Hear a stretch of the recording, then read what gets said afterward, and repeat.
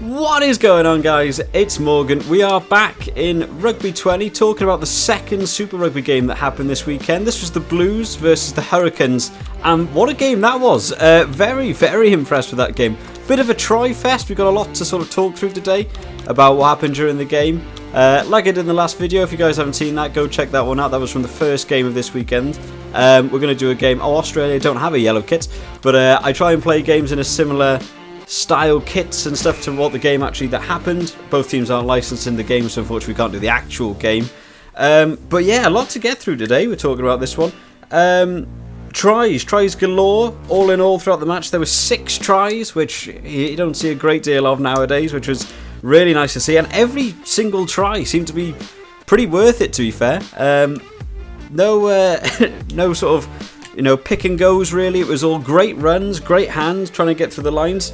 So I'm looking forward to talking about that. Some of the big talking points for this game. Again, I don't have a great deal of knowledge. For those of you who don't know about the Super Rugby world, about the clubs going on, the players that are in the clubs. It was my understanding that the Hurricanes were probably the best team in the Super League. I might be wrong, but that was my impression of it from highlight reels and stuff that I've seen of these games.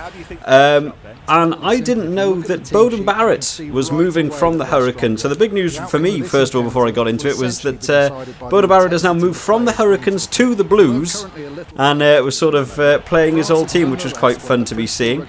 But again, I still thought Hurricanes were going to take this one. This is a spoiler-filled sort of game, or review anyway, so if you guys don't want to know the final score, definitely go find that out first by watching the game. But in the end, Blues actually took this one. And the question will be, did the influence of Beauden Barrett on that team make a big difference to the team? Something that did surprise me was to have Beauden Barrett and not have him playing at fly half, which took me by surprise. The kicker for the Blues was Aeteorara, who isn't someone I know a great deal about. But what a game he had! Very, very impressed.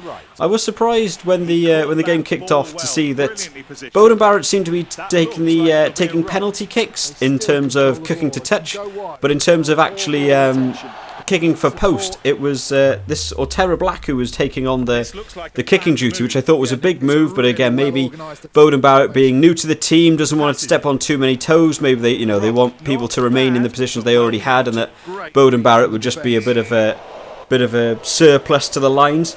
But all in all, worked very, very well. Was very impressed with Aeteorara. Aeteorara actually got man of the match in this game, and I think fully deserved. He was my man of the match pick for that. There was a couple of other honourable mentions throughout this. First one that I thought had a great game was Dane Coles. Dane Coles scored the first try of the game, I think. This was in 15 minutes. Oh, sorry, he scored the second try of the game, which was 15 minutes, which saw the hooker actually running about 30 metres on the wing, outrunning wingers, outrunning everyone. And you might have already seen on the news and so on that he actually... the referee nearly took the ball off me there. The last tackler to attempt the try-saving tackle against Dane Coles was actually Beauden Barrett. So there was a bit of afters, not in a super aggressive way, but just sort of in Beauden Barrett's face to sort of say, yeah, that's right, you've left us and now we're scoring tries against you. It was nice to be seeing that sort of sportsmanship. Beauden Barrett didn't react to it. They had a big laugh, and I saw Dane Coles and that talking to him. But what a great run from Dane Coles. If anyone can go back and watch that try, definitely go watch it. Very impressive run from him. He had a good game all round, to be fair. There was some good discipline from him going on. The first try of the game came from Caleb Clark, who was playing for the Blues.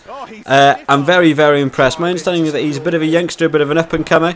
But he had a fantastic game. I think he put his hand up for man of the match potentially as well. He did very well. There was some very good play from him, very good hands coming through. But in that try, he actually beat 3 defenders to make it to the try line. He was doing very well. The next sort of action that happened was took place in the 25th minute. This was a disallowed try that was quite an interesting call. The ref on field, I didn't actually make a note of the ref's name, but he had a good game as well. He had very good discipline. But there was a try that actually went over the line, and the ref called them back for a forward pass, which I thought was interesting. The ball looked very flat on screen to me. I think maybe could have even been classed as a flat pass, but arguably forwards. There was a couple of calls for the ref to go up to the TMO, which again, like in the first game, he decided not to go to the TMO. The ref actually did decide that the pass was forwards. So again, it's showing, like in the first game, that sort of less reliance on the TMO, which I'm quite liking. I'm really hoping this sort of finds its way into the Northern Hemisphere, to have a little bit less reliance on TMO needing to check everything and having a few more on-field decisions. It didn't last long though. Ben Lamb was the next try scorer. He scored in the 26th minute. There were some lovely little handling manoeuvres that just got it out to him, and he just picked up and went. Big talking points about the kicking. Aeteorara Black took over the conversion duties for the Blues, so was kicking all these over. He actually kicked 100% of his kicks throughout the match, which I thought was very, very impressive.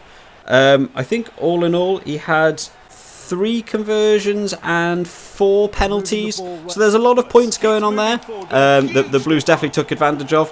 I guess having Beauden Barrett in the wings means if he starts to miss a kick, you can have him in surplus. But I definitely think you could see that Beauden Barrett was being missed from the Hurricanes. Their kicker at number 10 was Gordon Batchop. Again, not another player I know an awful lot about. But he could have had a better game, let's be honest, in terms of... He actually played very well on field.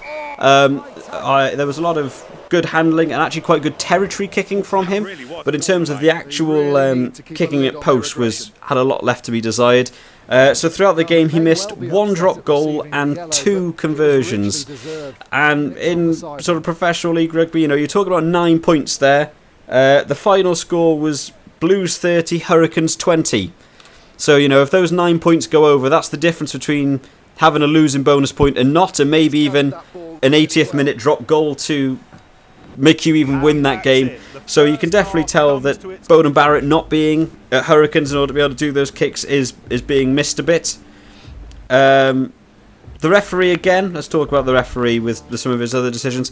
One thing I did like to see from this ref was his use of advantages that he was doing. He wasn't... if there was a penalty, he was definitely letting every single penalty have the chance for the advantage. But at the same time was sort of also not allowing them to play too much. He was sort of giving them 2, maybe 3 phases to actually be able to make the most of the advantage they had, and if they weren't making good ground, they weren't doing anything with it, he was calling them back for the penalty, sort of forcing the penalty. I do like that, especially in the Northern Hemisphere. One thing we do see an awful lot is referees that allow a minute, 2 minutes on occasion. I've actually seen refs allowing advantages to go on for, and you think by then, they've chosen not to take the penalty, the advantage should be taken away. I think allowing a slightly longer advantage, but if they don't use it, forcing them to use the penalty is also quite good. It just stops the game being held up for so long. So I was very impressed by that. And to be honest, it was being used an awful lot, because as in the first game, the new rules are in, new penalties are in, so we definitely saw a lot of penalties. We actually saw the exact same number of penalties in this game as we did in the last game. It was 30 penalties. The spread was a little different. There was, in the end, how many penalties was there in the end? There was 16 conceded by the Blues and 14 conceded by the Hurricanes. It's a lot, and most of those penalties were actually for all of the new rules coming in. The coming in at the side, the new offside rule was a big one for the Hurricanes. They were getting picked out on that an awful lot. And the Blues mainly were getting pinned for the coming in at the side in a ruck. So it's shown that the new rules are definitely either not being adhered to, or that the players just haven't had enough time to get used to the new rules. I'm sure we'll see that penalty count drop down as the tournament goes on a little bit. It is new rules, but the referee did do a good job of. It was consistent, but I quite liked the style he was going with of playing advantage, but not giving them the full advantage of it, and calling them back for the penalty if they weren't clearly trying to do something with the ball. So there's a couple of good points there. Referees' discipline also extended out to the scrums. Again, I don't know if this is a consistent thing they're trying to do in World Rugby or just for this tournament, but the scrum was being ref very nicely. Again, I don't think we saw a great deal of reset scrums. There may have been one, there may have been two. None of them really spring out to mind as super in your face of there was anything. Oh, there was a nasty knock on there. That could have been a try. But the ref was actually allowing the scrum, and if the scrum collapsed, he would actually sort of wait and see where the problem was and award a penalty based on that. He wouldn't allow the scrum to reset, which is quite nice. Again, there's too many scrums reset in World Rugby, so it's definitely nice to see people taking a bigger chunk out of that sort of style of play. Let's see if we can get the ball back from our scrum. As we've been talking about scrums, Australia have been dominating this game so far. I haven't been paying too much attention to the game. I've got an awful lot of notes to try and get through in terms of the actual review here. Oh, they're pushing forwards here. Nope, they're going to take that scrum off us as well. Poor play by me. What else we got to talk about? Line-outs. Line-outs were a huge facet of this game. The Hurricanes obviously came in with a bit of a style they were trying to perform in this game, which didn't pay off for them. It was noticed very early on by the ref. I don't know if the Blues management teams called this out or if the ref just caught this as it was going on. The Hurricanes seemed to be adopting a style of, when they had a line-out, slowly walking up to the line-out, and then as soon as everyone was in the line, immediately having the throw, not giving the Blues a lot of time.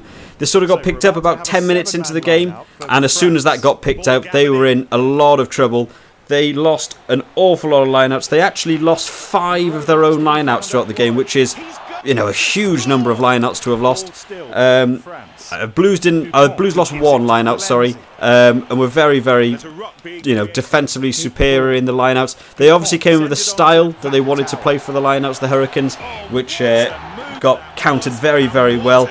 It was a big area. You even saw that when they got penalties, they were deciding to actually to go for scrums rather than kicking for a line-out because they hit them so much. So, it was a big thing there to be worked on for the Hurricanes. Pipali was the 50-minute try scorer. He came on very early. He came on about the 20th minute, I think, into the game. And had a great game as well. I think he could have put his hand up there to be potential man of the match. He did very, very well coming on as a replacement very early in the game and playing most of the game. He could be looking for a start maybe in the next game they play. Ardi Sarvea came back on, which is very nice to be seen. I know he had an injury either in the World Cup or shortly after the World Cup. Apparently he's been out for 33 weeks with a knee injury. He didn't have the best game coming back. A lot of the new penalty rules penalising him. I know in the world of rugby he's very good in terms of that number 6, number 7 flanker shirt that he can play. In terms of winning the ball, again, this is where I think a lot of New Zealand players will be penalised for coming in at the side in rucks and stuff. I think that's a good tactic of his. He borders that line of almost against the laws in terms of coming in at the side very well. Oh, it's a good run from Teddy Thomas here. This could be another try right at the end. Nope, unfortunately not. Let's get everyone in there. Oh, they've won that back at the end as well. Let's see if we can get a try. We don't want to win this as a draw.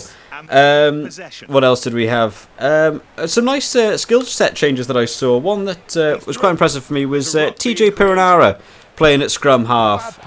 It was in the 60th minute, I think. The Hurricanes brought on a replacement scrum half, and to see TJ Aeteorara move to the fly half position, which I didn't know was in his repertoire.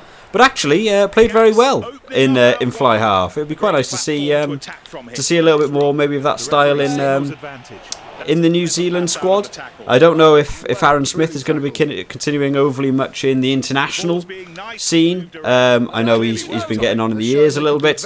But what a mix of that would be. Aaron Smith in it at scrum half, Aeteorara at fly half, Beauden Barrett at 15, Geordie Barrett on the wing. I think that would be a formidable force.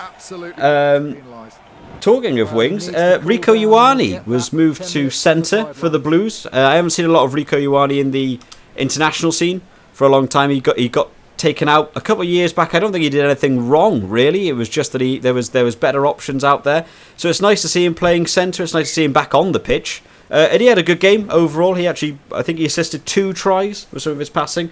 Was very good. Barrett's kicking style as well.